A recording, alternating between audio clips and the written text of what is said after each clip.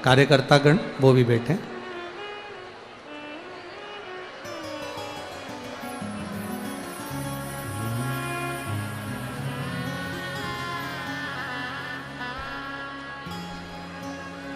श्री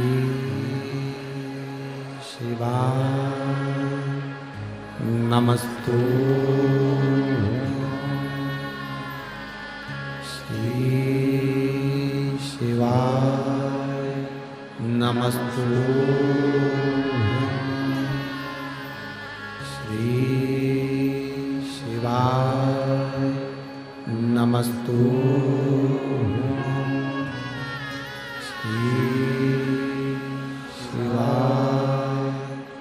नमस्तु।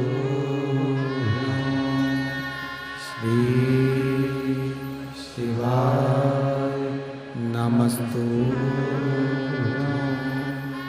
श्री शिवाय नमस्तु। श्री शिवाय नमस्तु। भोला सब दुख काटो मारा, ओ भोला सब दुख काटो मारा। शिव शंकर जपो तेरी माला, भोले बाबा जपो तेरी माला। भोला सब दुख काटो मारा, ओ भोला सब दुख काटो मारा।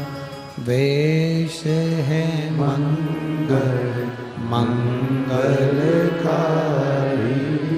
वेश है मंगल मंगलकारी। शमशान वासी हमारा,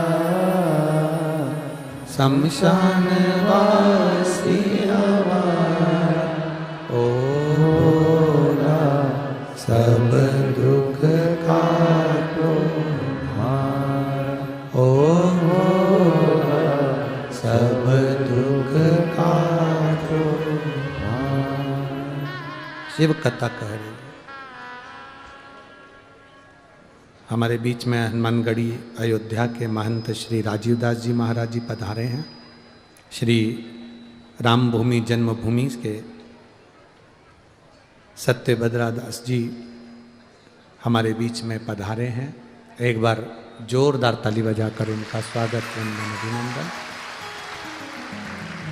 पवित्र भगवान देवाधिदेव महादेव की कथा और अवध की भूमि का ही चरित्र यहाँ चल रहा, और उस बीच में एक टेंट के अंदर जहाँ राम जी विराजे थे, उनकी सेवा में परम पूज्य संत श्री सत्येंद्र दास जी महाराज जी सेवा करते रहे। और आज बड़ा गौरव का विषय है जो 22 जनवरी को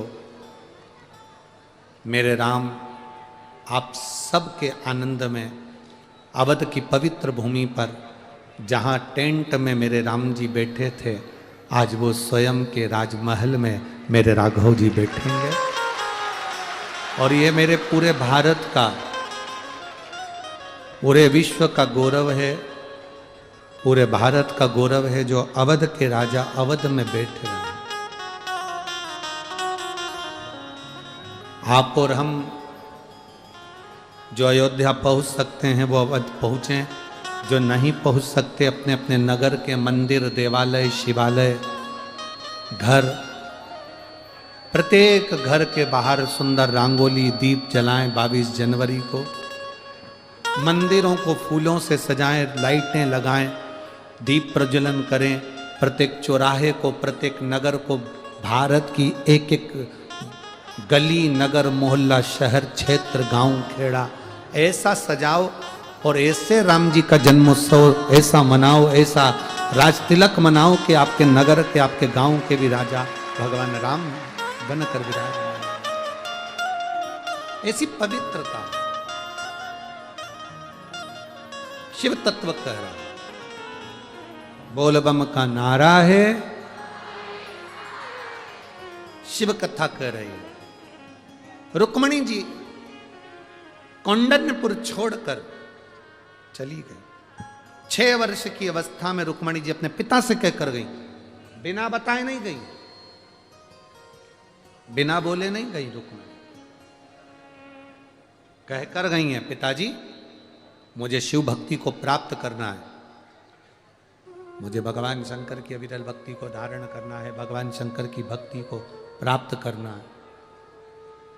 पिताजी मैं वन क्षेत्र में जा रही हूं, आपने कहा कि शंकर की भक्ति करने वाला को मांगने की जरूरत नहीं पड़ती, मांग कर दे वो देव कहलाता है, जो बिना मांगे दे दे वो महादेव कहलाता है। तो मैं महादेव की भक्ति करने के लिए जा, इतने खुश हुए पिता। विदर्भराज भीष्मक अति प्रिय, प्रसन्न, बहुत प्रसन्न,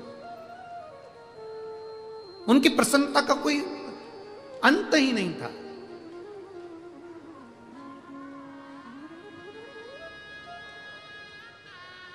राजा भीष्मक में और हम में बहुत अंतर है महाराज। हमारा बच्चा अगर रोज रोज सुंदरकांड में चले जाए, रामायण में चले जाए, हनुमान चालीसा में चले जाए, हमारा बच्चा रोज रोज मंदिर देवालय चले जाए, किसी संत की सेवा में चले जाए, तो घर के लोग चिल्ला के दौड़ जाते, तू तो बाबा बन जा। बोलो सही है कि गलत है? हमारे यहां की बेटियां मंदिर तक जाएं तो लोग टांट मारने लगते हैं, ताने देने लगते हैं, कमेंट्स करने लगते हैं। आप रोज रोज अगर भगवान के मंदिर में जल चढ़ाने जाओगे तो लोग तुम्हें ताना दे देंगे, आ गई सीओर वाले महाराज की चेली। बोलो बोलते कि नहीं बोलते? तो लोगों का क्या है, वो तो कहते रहेंगे। दुनिया के लोगों को बुरा लगता है अगर आप भगवान के भजन की ओर आगे बढ़ते हैं तो, दुनिया के लोग। पर राजा भीष्मक को बड़ी प्रसन्नता हुई, बहुत प्रसन्न।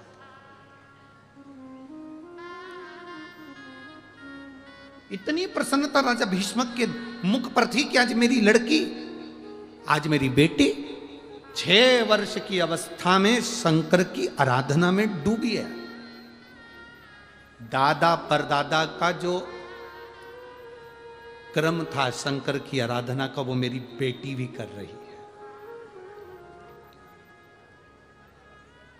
अच्छा एक बात बताओ, तुम्हारे यहां पर हींग की डब्बी है क्या? अरे बोलो तो जम के, हींग रखते हो उस डब्बी में? एक काम करो, 8 महीने 10 महीने 1 साल हींग की डब्बी को खाली करके, धो के, साफ करके, अच्छे साबुन सरफ से धो के उसको बंद करके रख दो या खोल के रख दो। 1 साल के बाद उस हींग की डब्बी को सूंघ कर देखना, उसमें हींग की खुशबू आएगी कि नहीं आएगी? अरे बोलो तो, आएगी ना? हींग की डब्बी को खाली कर दिया, हींग की डब्बी को धो दिया, गर्म पानी से धो दिया, साबुन से धो दिया, सर्फ से धो दिया, तो भी हींग की खुशबू उस डब्बी में आती है। उसी तरह हमारे दादा परदादा, हमारे पूर्वज भगवान की भक्ति करते करते करते करते चले जाते हैं, तो वो अपनी भक्ति की सुगंध अपनी आने वाली पीढ़ी को छोड़ जाते हैं और वो सुगंध दिखती है, वो सुगंध नजर आती है।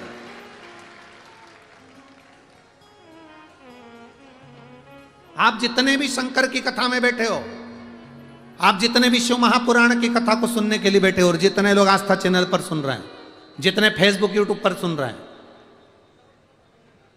आप सब इत्र की अर्थात हींग की वो डब्बी हो जिसकी सुगंध नहीं गई। 84 लाख, वो कहे ना 83,99,999 योनि काटने के बाद ये 84 लाख भी योनि मिलती है।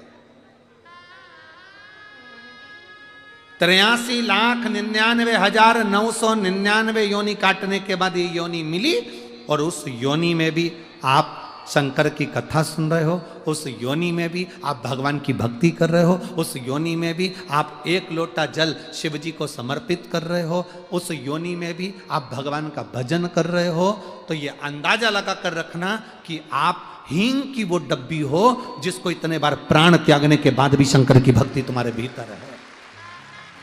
हींग की गंध तुम्हारे भीतर है। आज वो गंध समाप्त नहीं।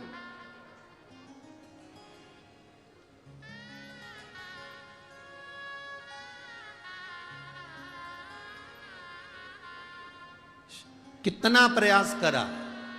आज हमारे बीच में हनुमानगढ़ी वाले महाराज जी भी विराजमान हैं। महंत श्री राजीव दास जी महाराज जी और रामभूमि जन्मभूमि से सत्येंद्र दास जी महाराज जी विराजमान हैं। कितना प्रयास करा लोगों ने, कितनी बार मंदिर नहीं, मंदिर गायब हो गया, दूसरा धर्म अपना स्थापित कर दिया उन्होंने, सब कुछ कर लिया, उसके बाद भी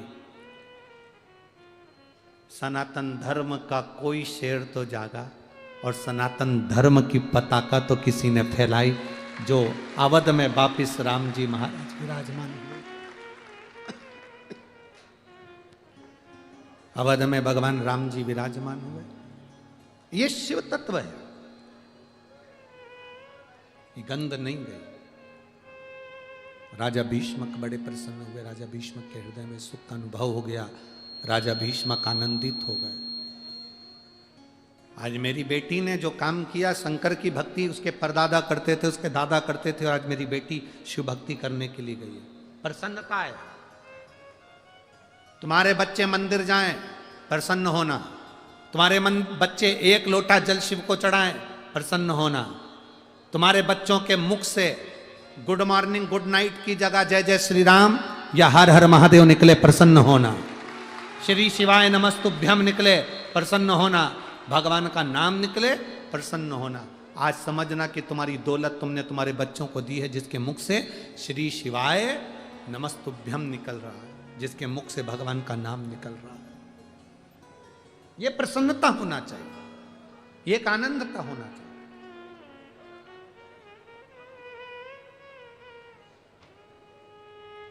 बड़ी प्रसन्न थे राजा भीष्म।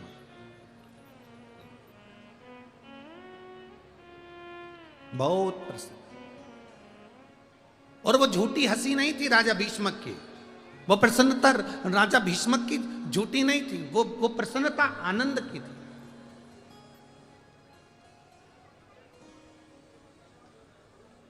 अच्छा एक बात बताओ, गिलास, तुम्हारा जो पानी का गिलास होता है वो थोड़ा सा फूटा है,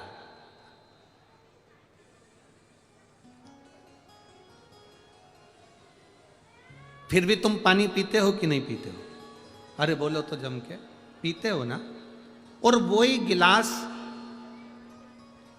उसमें झूठन लगी है। जो झूठन लगी उसमें, रोटी का टुकड़ा लगा, सब्जी लगी, पूरा भिड़ रहा है अंदर से, पूरी झूठन लग रही है उसको। उससे पानी पी लोगे क्या? बोलो जम के, बोलो जरा। नहीं पिए। गिलास टूटा होगा चल जाएगा, पर गिलास झूठा होगा नहीं चलेगा। उसी तरह मनुष्य की एक आंख फूटी हो चलेगी, हाथ टूटा हो चलेगा। एलईडी चालू करिए, एलईडी वाले एलईडी चालू करिए। आंख टूटी हो चल जाएगा, हाथ टूटा हो चल जाएगा, पांव टूटा हो चल जाएगा, पर मनुष्य झूठा हो वो महादेव को बिल्कुल नहीं चलता। टूटा चल सकता है पर झूठा नहीं चलेगा। और झूठ शिव को प्रिय नहीं, इसलिए शंकर भगवान को सत्यम शिवम सुंदरम, शिव की प्रियता सत्य है, झूठ नहीं प्रियता है। शिव की प्रियता सत्य में।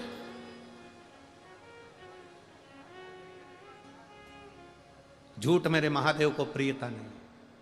शिव महापुराण की कथा कर रही है, भगवान शंकर का संवाद कर रहा है। अब रुक्मणी जी के हृदय में वो भाव जागृत हो गया। रुक्मणी जी बैठ गई तब साधना करने के लिए।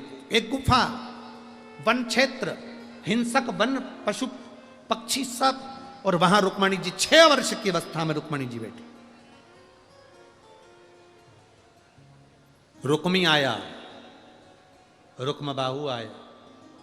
पिता राजा भीष्मक से कहा, पिताजी 6 वर्ष की रुक्मणी जी वन में चली गई और आपको चिंता नहीं है? आपको चिंता नहीं है? राजा भीष्मक ने जो शब्द कहा वो शब्द आपकी जिंदगी में होना चाहिए। रुक्मी कह रहे हैं कि रुक्मणी 6 वर्ष की अवस्था में वन में चली गई, तुम्हें चिंता नहीं है? क्या तुम्हें टेंशन नहीं? मना कर दिया। राजा भीष्मक ने कहा, मेरी बेटी रुक्मणी जिस महादेव का भजन करने के लिए गई है, जिसके भरोसे गई है, जिसका नाम लेकर गई है, जिसका स्मरण कर कर गई है, घर से निकली थी और शंकर का नाम लेकर निकली थी, अब शंकर की बेटी हो गई, मेरी बेटी नहीं है। शिव की पुत्री, शंकर की बेटी, शिव की पुत्री। अब मेरी बेटी नहीं, शिव की पुत्री है।